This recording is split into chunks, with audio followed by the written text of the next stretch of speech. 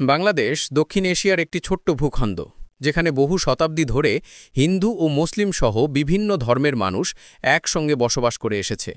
কিন্তু সময়ের সঙ্গে সঙ্গে এই মিলন মেলার চিত্রে এসেছে এক অস্বস্তিকর পরিবর্তন। সংখ্যালঘু হিন্দু সম্প্রদায় আজও নানাভাবে সামাজিক অবজ্ঞা, বৈষম্য, বিদ্বেষের মুখোমুখি হচ্ছে।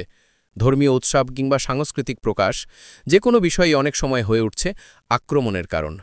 সামাজিক যোগাযোগ মাধ্যমে ঘৃণার ভাষা যেন ক্রমে হয়ে উঠছে স্বাভাবিক, আর তাতে সংখ্যালঘুরাই বারবার টার্গেটে পরিণত হচ্ছেন।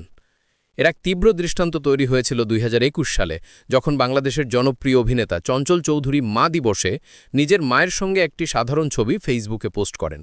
ছবিটি কোনো রাজনৈতিক বক্তব্য বহন করছিল না, ছিল নিছক পারিবারিক মুহূর্তের প্রকাশ। কিন্তু মুহূর্তের মধ্যেই ছবির নিচে ছড়িয়ে পড়ে অসংখ্য অবমাননাকর মন্তব্য। অনেকেই অবাক হয়ে জানতে পারেন যে চঞ্চল চৌধুরী সনাতন ধর্মের অনুসারী, আর সেখান থেকেই শুরু হয় কটাক্ষ, বিদ্বেষ আর ঘৃণার স্রোত। একজন শিল্পীর ধর্মীয় পরিচয় প্রকাশ পাওয়ার পর তার প্রতি ভালোবাসার জায়গা দখল করে নেয় অবজ্ঞা। এই ঘটনাটি বাংলাদেশের সাংস্কৃতিক সমাজে এক গভীর দাগ ফেলে যায়। মনে হয়েছিল এই ঘটনাই হয়তো আমাদের সমাজকে একবার ভেবে দেখার সুযোগ দেবে, মানুষ শিখবে ধর্মীয় পরিচয় দিয়ে কাউকে বিচার না করতে। কিন্তু বাস্তবে তেমনটা হয়নি। 4 বছর পর 2025 সালে ঠিক একই ধরনের ঘৃণার প্রকাশ দেখা গেল আর এক তরুণ অভিনেতা ইয়াশ রোহানকে ঘিরে। চলতি বছরের 2 অক্টোবর রাতে ইয়াশ রোহান দুর্গাপূজার শুভেচ্ছা জানিয়ে পূজা মণ্ডপের সামনে তোলা নিজের একটি ছবি ফেসবুকে পোস্ট করেন। উদ্দেশ্য ছিল উৎসবের আনন্দ সবার সঙ্গে ভাগ করে নেওয়া, শুভেচ্ছা জানানো। কিন্তু সেই সাধারণ শুভেচ্ছা মুহূর্তেই পরিণত হয় বিদ্বেষের প্ল্যাটফর্মে। তার পোস্টের নিচে ধেয়ে আসে একের পর এক ঘৃণামূলক মন্তব্য। কেউ কেউ বাজে ভাষায় ব্যক্তিগত আক্রমণ চালায়, কেউ কেউ আবার প্রকাশ্যে বলে ফেলে, ও সনাতন, আর নাটক দেখব না। কেউ লেখে, ভেবেছিলাম মুসলমান, ধোঁকা খেলাম। এই মন্তব্যগুলো নিছক ট্রল নয়, এগুলো বাংলাদেশের সংখ্যালঘু হিন্দুদের সামাজিক অবস্থান ও নিরাপত্তাহীনতার এক নগ্ন প্রতিচ্ছবি। একজন শিল্পীর ধর্মীয় পরিচয় জানার পর তার শিল্প বর্জনের ঘোষণা, এ যেন সাম্প্রদায়িক মানসিকতার এক ভয়ানক চিত্র। অধিকাংশ ক্ষেত্রে তারকারা এ ধরনের ঘৃণামূলক আচরণ উপেক্ষা করেন, কিন্তু ইয়াশ রোহান নীরব থাকেননি। তিনি ব্যঙ্গের ছলে মজার ভাষায় জবাব দেন ঘৃণাকারীদের। তার প্রতিক্রিয়া বহু মানুষের কাছে আসার আলো হয়ে ওঠে।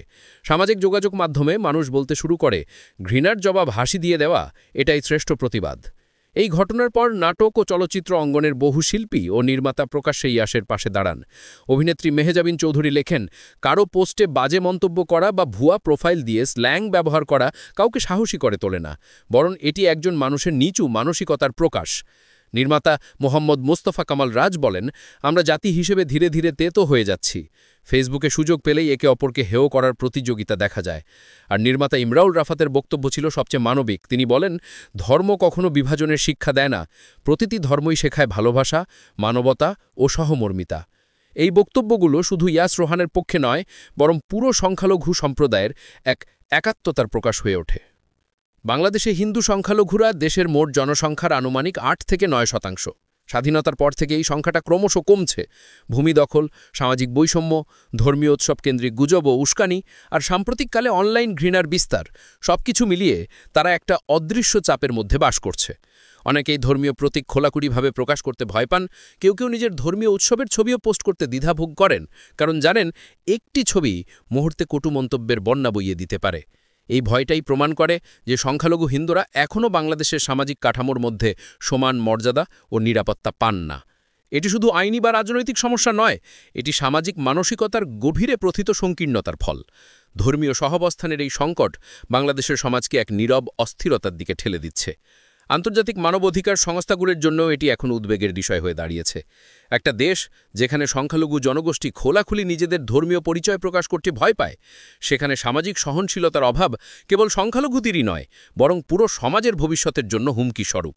অনলাইন ঘৃণা চর্চা এখন আর একক ঘটনা নয়, এটি ধীরে ধীরে গড়ে তুলছে এক বিপজ্জনক সংস্কৃতি। ভুয়া প্রোফাইলের আড়ালে থেকে মানুষ নির্দ্বিধায় সাম্প্রদায়িক আক্রমণ চালাচ্ছে, আর সমাজের অনেকেই তা নীরবে সহ্য করছে। এই পরিস্থিতি বদলাতে না পারলে সংখ্যালঘুদের প্রতি ভয়, অবিশ্বাস ও বৈষম্য আরও গভীর হবে। আন্তর্জাতিক পর্যায়ে এখন দরকার এই ইস্যুকে গুরুত্বের সঙ্গে দেখা, মানবিক সহায়তা ও চাপ সৃষ্টি করা, যেন রাষ্ট্রীয় ও সামাজিক পর্যায়ে সংখ্যালঘুদের সুরক্ষায় কার্যকর ব্যবস্থা নেওয়া হয়। একটি ছবি, একটি শুভেচ্ছা, একটি ধর্মীয় প্রতীক, এই সাধারণ জিনিসগুলো কোনো সমাজে ভয় বা আক্রমণের কারণ হতে পারে না, বাংলাদেশের হিন্দু সংখ্যালঘুদের জন্য এখন সময় এসেছে বিশ্বের এগিয়ে আসার, মানবিক কণ্ঠ তোলার, যাতে তারা সমান মর্যাদায়, নির্ভয়, সম্মানের সঙ্গে এই সমাজে বাঁচতে পারেন। ইয়াশ রোহান ও চঞ্চল চৌধুরীর মতো জনপ্রিয় মানুষের অভিজ্ঞতা কেবল ব্যক্তিগত নয়, এটি বাংলাদেশের সংখ্যালঘুদের যন্ত্রণার এক প্রতিচ্ছবি, যা আন্তর্জাতিক দৃষ্টিতে গুরুত্ব পাওয়ার দাবি রাখে।